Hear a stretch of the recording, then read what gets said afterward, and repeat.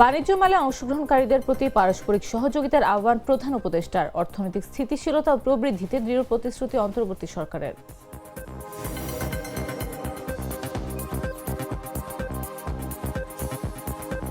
জানুয়ারিতে দেশে একাধিক শৈত্যপ্রবাহের আভাস, মাঝারি থেকে তীব্র শীতে বাড়বে কুয়াশা, সতর্ক আবহাওয়া অফিস।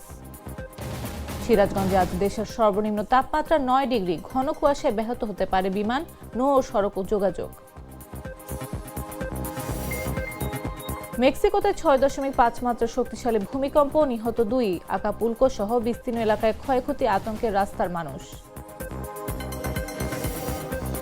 এবং টি-20 বিশ্বকাপের স্কোয়াড ঘোষণা করল দক্ষিণ আফ্রিকা, ডিকক নরকিয়াকে ফিরিয়ে শিরোপার লক্ষ্য প্রোটিয়াদের।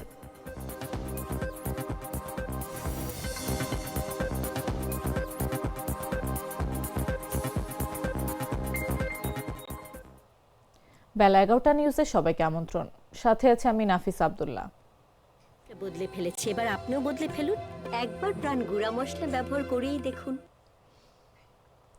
নারায়ণগঞ্জের রূপগঞ্জে পূর্বাচলের স্থায়ী ভেন্যুতে আজ থেকে শুরু হচ্ছে 30তম ঢাকা আন্তর্জাতিক বাণিজ্য মেলা। শনিবার সকাল 10:30টায় পূর্বাচলের 4 নম্বর সেক্টরে অবস্থিত বাংলাদেশ চায়না ফ্রেন্ডশিপ এক্সিবিশন সেন্টারে মেলার উদ্বোধন করা হবে।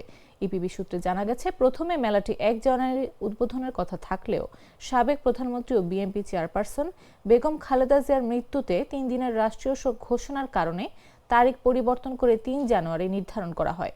1995 সাল থেকে প্রতি বছর বছরের প্রথম দিনেই ঢাকা আন্তর্জাতিক বাণিজ্য মেলা অনুষ্ঠিত হয়ে আসছে।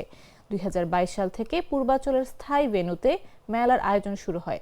এবার পূর্বাচলে পঞ্চমবারের মতো মেলা বসছে। বাণিজ্য মন্ত্রণালয় ও রপ্তানি উন্নয়ন ব্যুরোর যৌথ উদ্যোগে আয়োজিত এ মেলায় বাংলাদেশ সহ বিভিন্ন দেশ অংশ নিচ্ছে। মেলায় পলিথিন ও সিঙ্গেল ইউজ প্লাস্টিক নিষিদ্ধ করা হয়েছে। দর্শনার্থীদের যাতায়াত সুবিধায় বিভিন্ন এলাকা থেকে বিআরটিসি ডেডিকেটেড শাটল বাস চলবে।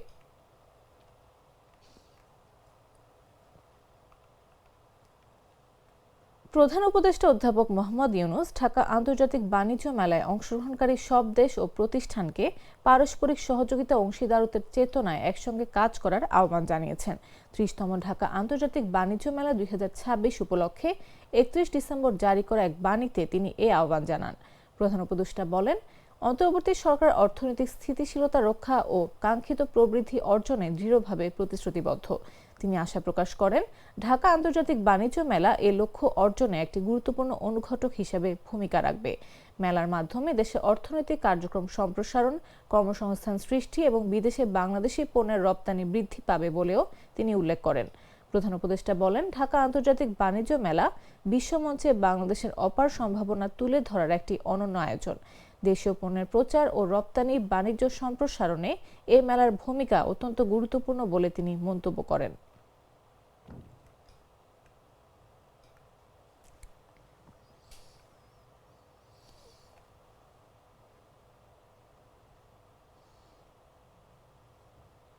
দেশ জুড়ে চলছে শীতের দাপট।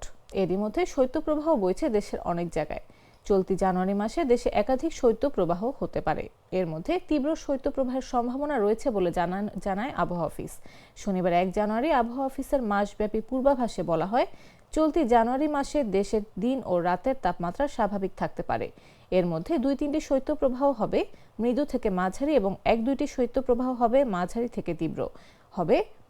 এতে আরও বলা হয়, চলতি মাসে বঙ্গোপসাগরে ঘূর্ণিঝড় অথবা নিম্নচাপ সৃষ্টি হওয়ার সম্ভাবনা নেই। এছাড়া এই মাসে মধ্যরাত থেকে সকাল পর্যন্ত নদ নদী অববাহিকা সহ দেশের কোথাও কোথাও মাঝারি থেকে ঘন কুয়াশা পড়তে পারে এবং অন্যত্র হালকা থেকে মাঝারি ধরনের কুয়াশা পড়তে পারে। তবে কখনো কখনো কুয়াশা দুপুর পর্যন্ত স্থায়ী হতে পারে। ঘন কুয়াশার কারণে দিন এবং রাতের তাপমাত্রার পার্থক্য কমে শীতের অনুভূতি বৃদ্ধি পেতে পারে।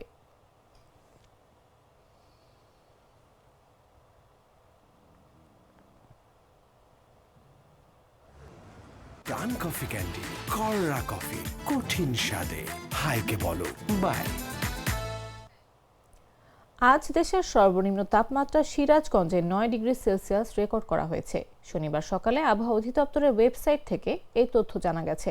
আবহাওয়া অফিসের তথ্য বলছে দেশের আকাশ আংশিকভাবে মেঘলা থাকলেও আবহাওয়া প্রধানত শুষ্ক থাকতে পারে আজ।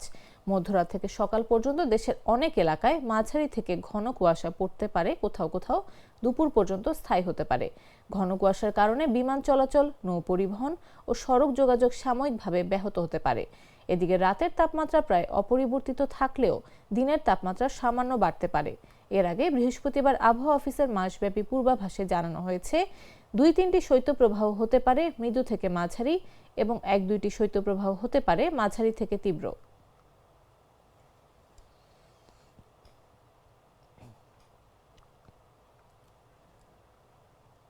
ত্রয়োদশ জাতীয় সংসদ নির্বাচনে লক্ষ্মীপুর 4 আসনের প্রার্থী জাতীয় সমাজতান্ত্রিক দলের সিনিয়র সহসভাপতি তানিয়া রবের বার্ষিক আয় ও সম্পদের তথ্য প্রকাশ পেয়েছে। মনোনয়নপত্রের সঙ্গে জমা দেওয়া নির্বাচনী হলফনামা থেকে এসব তথ্য জানা গেছে।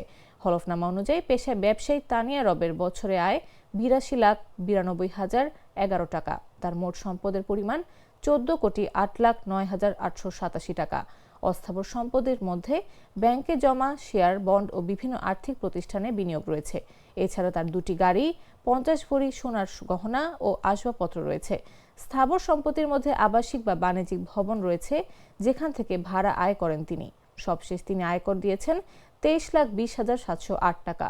তানিয়া রব স্বাধীনতার প্রথম পতাকা উত্তোলক, ডাকসুর সাবেক ভিপি ও সাবেক মন্ত্রী আসম ও আব্দুর রবের সহধর্মিণী। হলফনামা অনুযায়ী আসম ও আব্দুর রবের বছরে আয় 25,99,760 টাকা এবং মোট সম্পদ 1,65,14,403 টাকা। তিনি সর্বশেষ আয়কর দিয়েছেন 3,47,600 টাকা।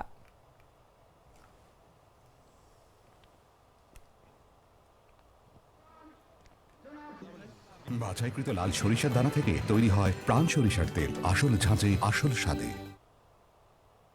জানাবো আন্তর্জাতিক সংবাদ।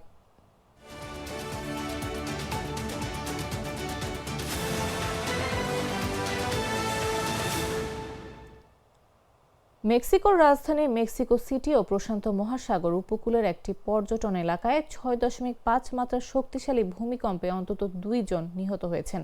ভূমিকম্পের কেন্দ্রের কাছের একটি ছোট শহরে মাঝারি মাত্রার ক্ষয়ক্ষতির খবর পাওয়া গেছে। মার্কিন ভূতাত্ত্বিক জরিপ সংস্থা USGS জানায়, স্থানীয় সময় সকাল 8টার কিছু আগে আকাপুলকোর কাছে ভূমিকম্পটি আঘাত হানে। আকাপুলকো একটি গুরুত্বপূর্ণ বন্দর ও জনপ্রিয় পর্যটন এলাকা। ভূমিকম্পের কম্পন প্রায় 400 কিলোমিটার দূরে মেক্সিকো সিটিতেও অনুভূত হয়। সতর্কতামূলক অ্যালার্ম বেজে ওঠায় আতঙ্কে মানুষ রাস্তায় নেমে আসে। স্থানীয় কর্তৃপক্ষ জানায়, রাজধানীতে দ্বিতীয় তলার একটি অ্যাপার্টমেন্ট থেকে বের হওয়ার সময় পড়ে গিয়ে 60 বছর বয়সী এক ব্যক্তি মারা যান। মেক্সিকো সিটির মেয়র ক্লারা ব্রুগাদা জানান, আরও 12 জন আহত হয়েছেন, তবে বড় ধরনের ক্ষয়ক্ষতির খবর পাওয়া যায়নি। জাতীয় ভূমিকম্পন পর্যবেক্ষণ সংস্থা জানায়, ভূমিকম্পটির কেন্দ্র ছিল গুয়েরেরো অঙ্গরাজ্যের সান মার্কোস শহরের দক্ষিণ পশ্চিমে। সেখানে প্রায় 50টি বাড়ি ধ্বংস হয়েছে। গুয়েরেরোর গভর্নর এভেলিন সালগাদো জানান, বাড়ি ধসে 50 এক নারী নিহত হয়েছেন। স্থানীয় বাসিন্দারা জানান, প্রায় সব বাড়িতেই ফাটল দেখা দিয়েছে।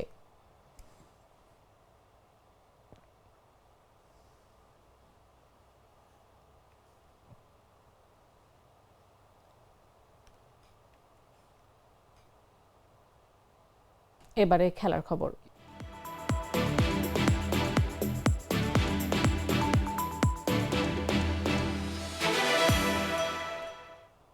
আসন্ন টি-20 বিশ্বকাপে দক্ষিণ আফ্রিকাকে নেতৃত্ব দেবেন নিয়মিত অধিনায়ক এইডেন মার্করাম। ঘোষিত স্কোয়াডে ফিরেছেন অবসর ভেঙে আন্তর্জাতিক ক্রিকেটে ফেরা কুইন্টন ডিকক। চোট কাটিয়ে দলে জায়গা পেয়েছেন গতিময় পেসার আনরিক নরকিয়াও। যুক্তরাষ্ট্র ওয়েস্ট ইন্ডিজে অনুষ্ঠিত 2024 সালের সর্বশেষ টি-20 বিশ্বকাপে রানার্স আপ হয়েছিল প্রোটিয়ারা। বার্বাডোসে ফাইনালে ভারতের বিপক্ষে মাত্র 7 রানে হেরে শিরোপার স্বপ্নভঙ্গ হয় মার্করামদের। সেই হতাশা পেছনে ফেলে এবার শিরোপার লক্ষ্যেই মাঠে নামতে চায় দক্ষিণ আফ্রিকা। ব্যাটিং বিভাগে শক্তি বাড়িয়েছেন Aiden Markram, Quinton de Kock, Tony de Zorzi, Dewald Brevis, David Miller, Jason Smith ও ডেনোভান ফেরেইরাকে নিয়ে। সবশেষ আসরে গুরুত্বপূর্ণ সময় দ্রুত রান তুলে ম্যাচের মোড় ঘুরিয়ে দেওয়া ডেভিড মিলারকেও ভরসায় জায়গা রেখেছে দল। বোলিংয়ে পেস আক্রমণে আছেন Kagiso Rabada, Anrich Nortje, Lungi Ngidi, Kwena Maphaka ও করবিন বক্স। স্পিন বিভাগে নেতৃত্ব দেবেন অভিজ্ঞ কেশব মহারাজ, সঙ্গে আছেন জর্জ লিন্ডে। গ্রুপ ডিতে দক্ষিণ আফ্রিকার সঙ্গী আফগানিস্তান, নিউজিল্যান্ড, কানাডা ও সংযুক্ত আরব আমিরাত। অতীতের দুঃখ ভুলে এবার শিরোপা জয়ের স্বপ্ন দেখছে প্রোটিয়ারা।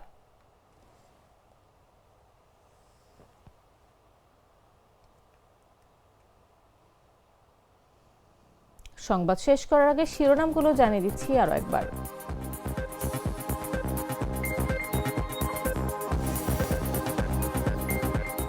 বাণিজ্য মেলায় অংশগ্রহণকারীদের প্রতি পারস্পরিক সহযোগিতার আহ্বান প্রধান উপদেষ্টার। অর্থনৈতিক স্থিতিশীলতা ও প্রবৃদ্ধিতে দৃঢ় প্রতিশ্রুতি অন্তর্বর্তী সরকারের। জানুয়ারিতে দেশে একাধিক শৈত্যপ্রবাহের আভাস, মাঝারি থেকে তীব্র শীতে বাড়বে কুয়াশা, সতর্ক আবহাওয়া অফিস। সিরাজগঞ্জে আজ দেশের সর্বনিম্ন তাপমাত্রা 9 ডিগ্রি। ঘন কুয়াশায় ব্যাহত হতে পারে বিমান, নৌ ও সড়ক যোগাযোগ।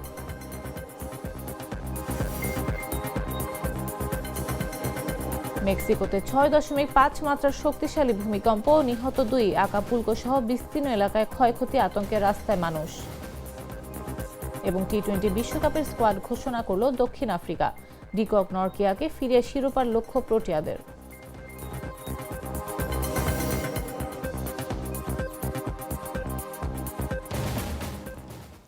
দর্শক, এই ছিল এখনকার মতো। প্রতি মুহূর্তে সর্বশেষ খবর পেতে ভিজিট করুন jagonews24.com, ফলো করুন আমাদের ভেরিফাইড ফেসবুক পেজ এবং সাবস্ক্রাইব করুন জাগো নিউজের ইউটিউব চ্যানেল। এতক্ষণ সাথে থাকার জন্য ধন্যবাদ সবাইকে।